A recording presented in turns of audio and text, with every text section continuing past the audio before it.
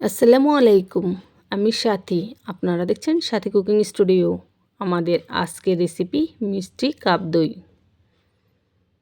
মাত্র 1 KG liquid দুধ দিয়ে 10 কাপ মিষ্টি কাপ দই বানিয়ে দেখাবো।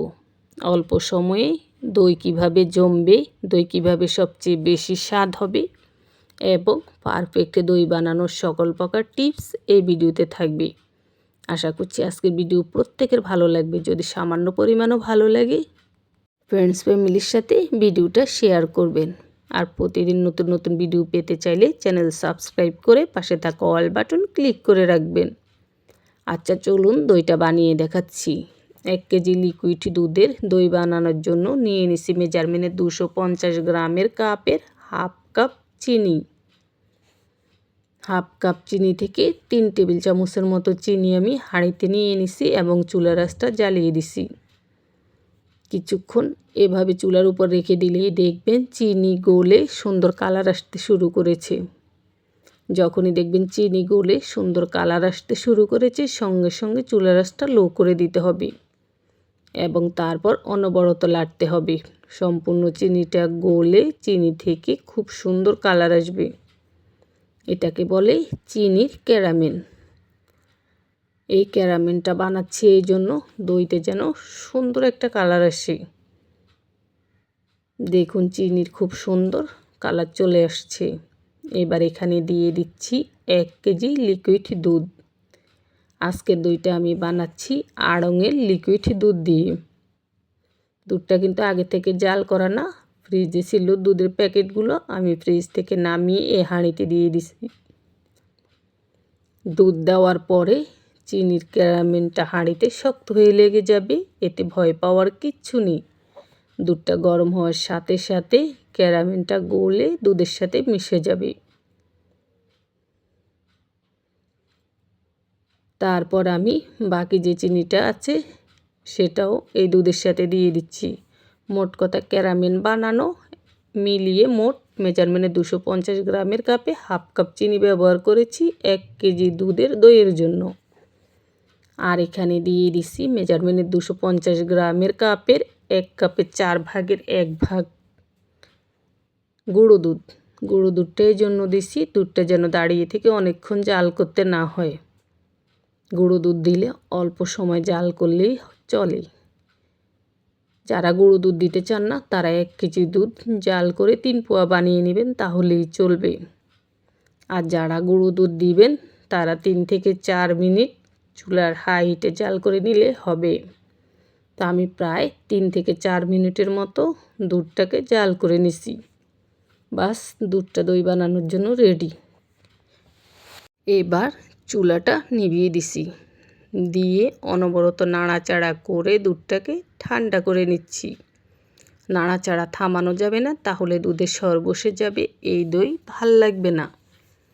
তো দেখুন আমি অনবরত নাড়ছি দুধে যাতে কোনো প্রকার সর না বসে।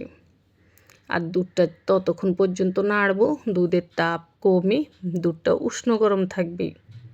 বন্ধুরা আবারও বুঝে নিন, দুধটা ঠান্ডা করা যাবে না, আবার গরমও থাকতে পারবে না, উষ্ণ গরম থাকতে হবে। এই রকম একটা আঙ্গুল দিলে আঙ্গুল জ্বালা করবে না, মনে হবে দুধটা গরম আছে, কিন্তু আঙ্গুল কোনো জ্বালা পোড়া করবে না। ঠিক এই রকম উষ্ণ গরম থাকতে হবে। এই রকম উষ্ণ গরম দুধে দিয়ে দিতে হবে দই।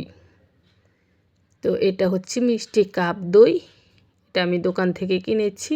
1 কাপ দই এই দুধের মধ্যে দিয়ে দিচ্ছি।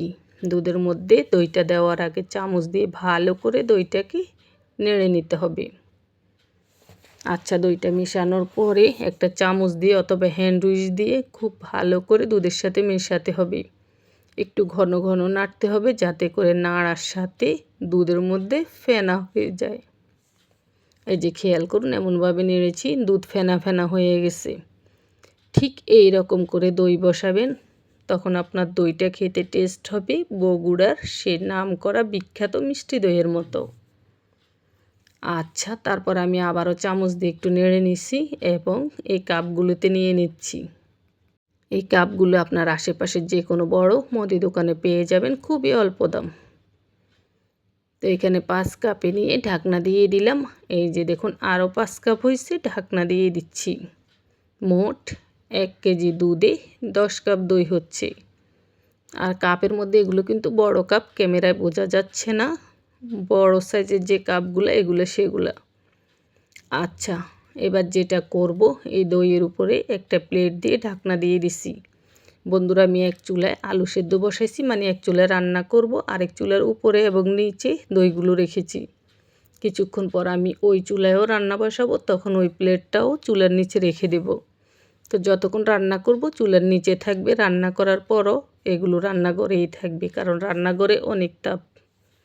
ঠিকঠাক তাপ পেলেই 5 ঘন্টায় দই জমে যায়।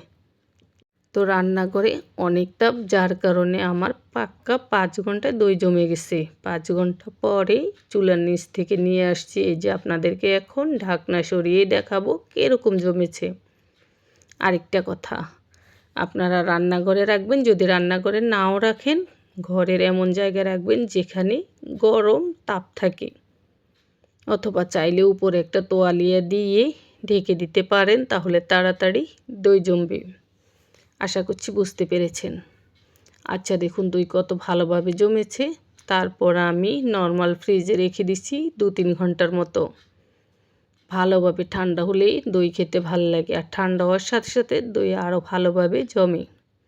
এই দেখুন কাপটা উল্টো করে ধরেছি, তাও দই কিন্তু পড়ছে না, এতটাই ভালোভাবে জমেছে। এই পদ্ধতিতে দই বসালে দই নিয়ে আর কোনো প্রশ্নই থাকবে না।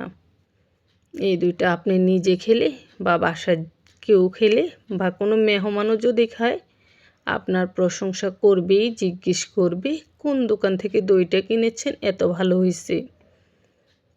আল্লাহর রহমতে একদম পারফেক্ট দই। এবার দইটা আপনাদেরকে কেটে দেখাচ্ছি। এই দেখুন কেটে প্লেটে নিয়ে দেখাচ্ছি। এই দই কাটলে পানি বের হবে না। আশা করছি সবাই দেখেই বুঝে গেছেন। পারফেক্ট একটা দই রেসিপি আপনাদের সাথে শেয়ার করেছি। বন্ধুরা, আবারও বলছি, ভিডিওটা যদি সামান্য পরিমাণও ভালো লাগে ফ্রেন্ডস ফ্যামিলির সাথে শেয়ার করবেন,